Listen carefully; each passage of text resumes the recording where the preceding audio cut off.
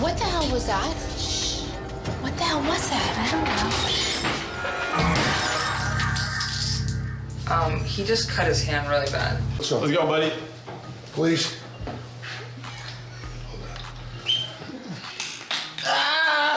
Back in the day, Scott was a terrible father and boyfriend. He didn't care about his children or what Kourtney had to go through, spending his nights partying with strippers in Vegas and paying random women to suck their dirty feet at the bar. The way Scott treated Kourtney was traumatizing. Ever since Kourtney got with Travis Barker, it seems like Scott is in the past. But she will never forget how toxic her relationship was with Scott. After years of drunken meltdowns, paternity scandals, sexual allegations, rehabs, and loads of fighting, the pair finally ended their relationship in 2015. It's a single mom waiting for her partner to come home. And you don't need to wait for him to come home anymore. Throughout their relationship, Kourtney has always been so stressed. But how did their toxic relationship start?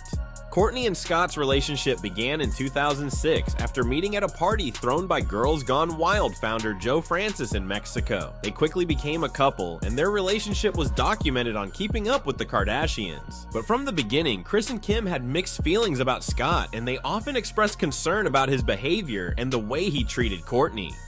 I have serious doubts about Scott because I found out he's cheating on Kourtney. And as her mom, I want to tell her, but I don't know how. Do you think he's ready for a monogamous relationship?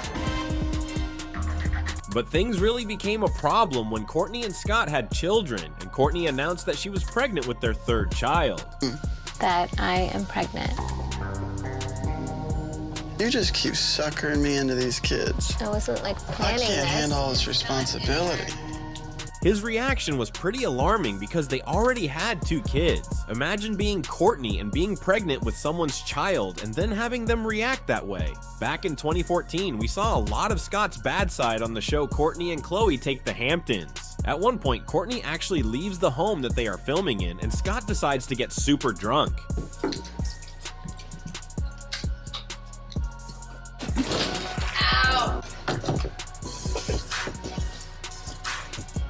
I can't believe Kourtney's gone.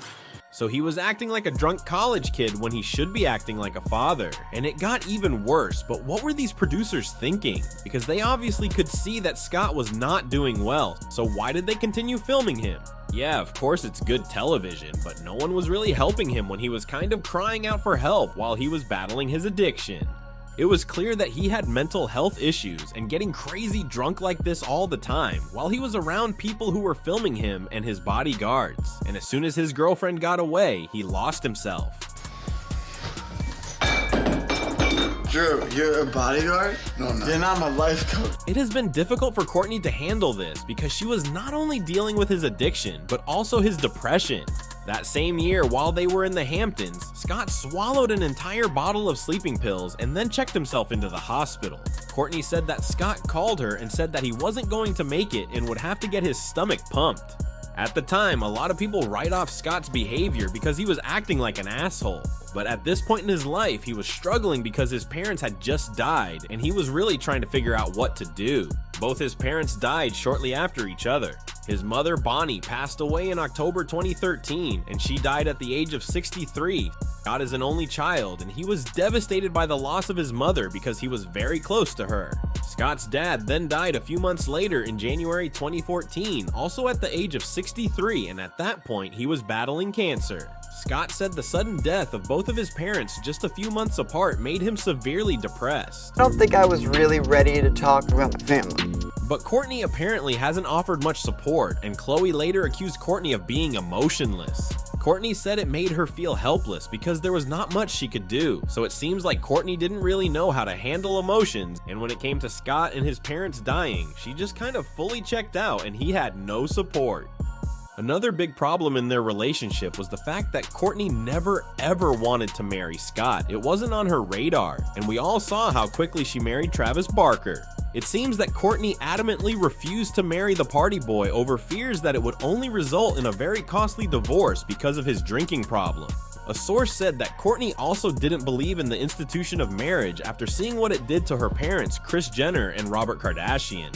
Scott at this point revealed that he and Kourtney weren't even sharing a bed. On an episode of Kourtney and Khloe Take the Hamptons, Scott yelled at Kourtney, "We haven't slept together in 5 years." Kourtney said that she needed space to think clearly without Scott sleeping by her side.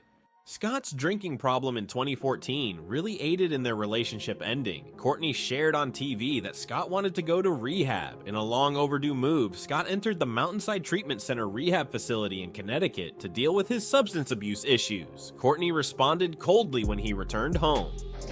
Well, first of all, he's just like severely depressed. He just makes up whatever like pills he thinks he needs to take, and then if you drink with it, I don't think it's good, and just stuff like that. In this moment, Kourtney decided to check out, and it seems like Scott just continued to spiral. Scott had a wild night in Vegas before Kris's birthday party, spraying the crowd and meeting fans in the middle of the casino. This night ended in a fight between Kourtney and Scott, but the soon-to-be father of 3 downed a bottle of booze and shouted obnoxiously during a quiet family gathering.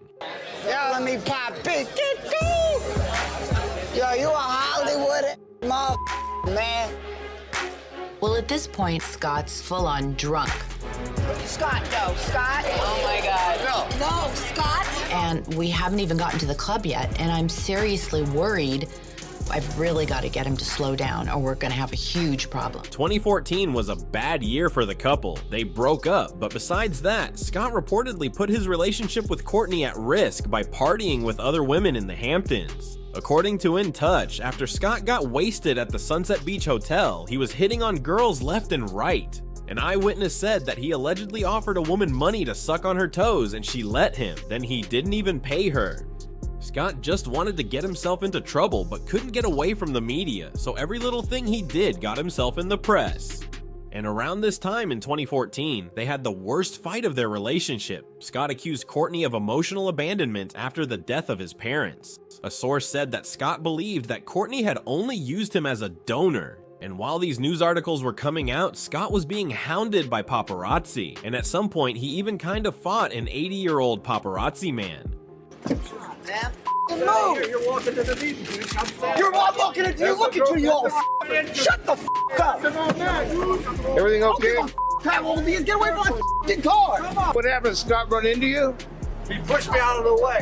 Ultimately, they broke up because of cheating. There were a lot of different times when Scott was caught publicly cheating on Kourtney. Kim even caught him with a woman in his hotel room. Whore. Such a tramp. Get your and get the And in July 2015, Scott was hanging out with this stylist named Chloe in France, and they were all in public cuddling with each other, acting like Kourtney didn't exist. Kourtney decided to end it with Scott after this. She was on the verge of a mental breakdown.